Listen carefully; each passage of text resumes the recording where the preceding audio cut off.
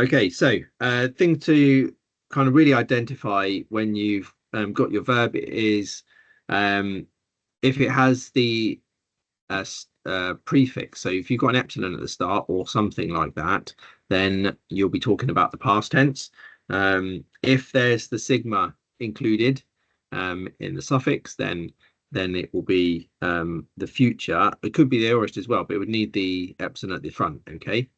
Um, so those are the kind of little things that we're looking out for, and obviously the ending as well is a bit of a giveaway, and which is the sort of things that we're trying to sort of look out for. So Anoigo is there's nothing extra on the front, and there's no change to the gamma here, so that's going to be a present tense verb. It means to open, so I am opening or I opened. And remember, with the present, the context will just decide whether you want a undefined or continuous kind of translation. So baptizo is the verb, baptizo. So we've got the sigma here, which is of course the change from the present tense. So we must be dealing with a future tense here. So we have a future I will baptize.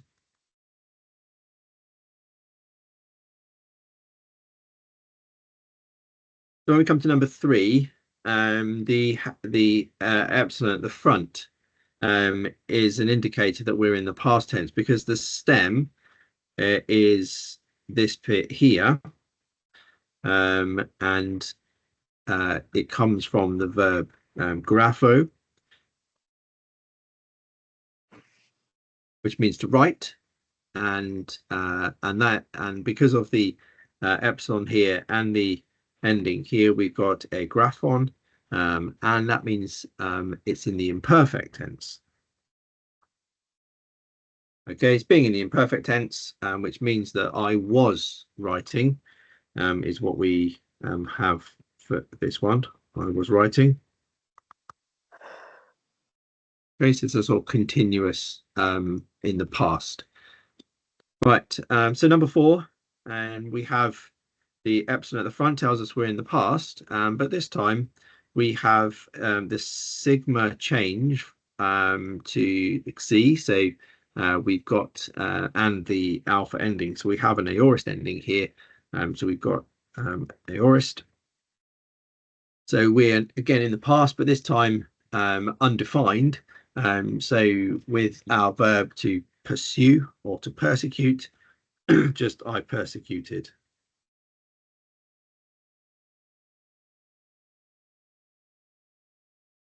Okay, for number 5, no epsilon at the start, so it's either going to be the present or future. But the verb which we should know is the stem with the zeta. Doxazo is going to just be a present tense verb, and so therefore I am praising or I am glorifying.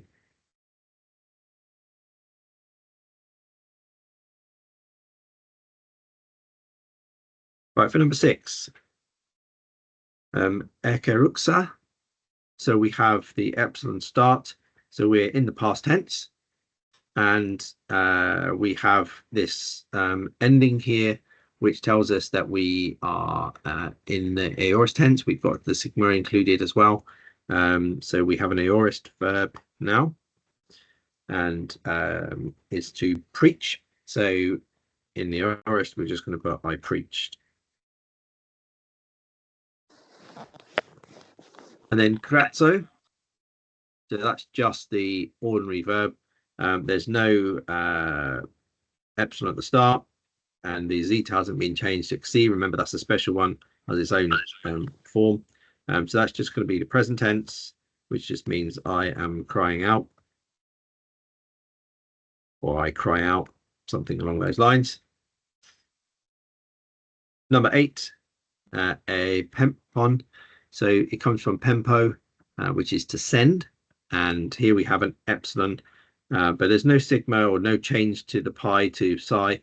But we do have the on here, so pempon, which is in the imperfect, and therefore we need I was sending.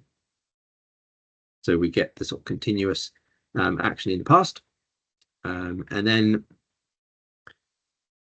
Pesa. So that's going to come from, so it's an aorist, okay? And what we have here is the sigma alpha at the, which has been, the sigma's replaced the theta from Peta. So that's your stem. Your stem is in there, and it came from Patho. Okay, so that's the theta change to the sigma. So we've got an aorist, and so therefore I pursued, is it? No, not pursued. It's yeah. Well, persuaded. Sorry, I convinced. I persuaded. I knew it began with P. So I persuaded or I convinced is the aorist you want for that one. And then finally, we have the future, which we touched on earlier, with the sigma change to I will save. Okay, so a lot of this is about just getting used to the actual stem, which is going to define the verb, which you need to understand is found in the middle in some cases. So sometimes you have the epsilon added. The endings obviously change sometimes with the sigma, and that tells us which tense we're in. So hopefully you got the ones you did right, or most of them right. Now we want to try and put that into some simple sentences. So if you haven't any questions on those, then we can move through to trying out this. So let's finish with some translation, shall we, as best we can. So you need to decide whether you've got, these are all future tense because we're dealing with the future tense. So you don't have to try and mix them up for this one. And maybe just to touch on the first couple with you, and just so we'll just first, no, number two. I just want to touch on number two with you. I won't do the whole translation for you, but what's significant about number two, which you need to pick up? Can anybody see that? You don't need to answer out loud if you don't want to. We are on the recording. But you see there's something in question two which defines it as a more than a sentence or a statement. Hopefully you can spot it. So number two, you've got the semicolon at the end there, it looks like, but what does that mean in Greek?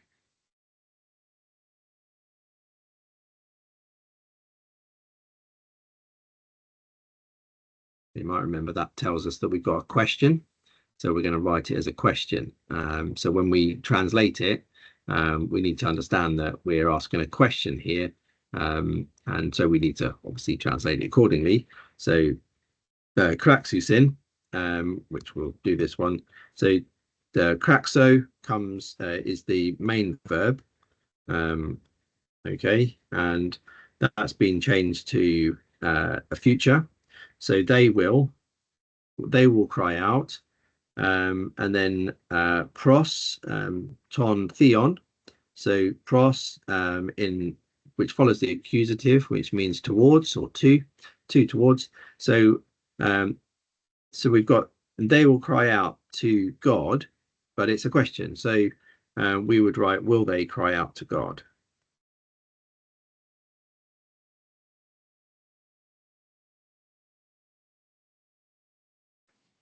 Okay, so just I need to look out for those parts as well when there aren't any other questions in those, but I'll put that one in there just for a reminder of our questions. Okay, do you want to spend a few minutes just doing some translation, see how you get on with those? I'll stop the recording now and you can ask any questions. I don't think I was actually recording that. I don't think I recorded any of that then. Maybe I did. Oh, I did.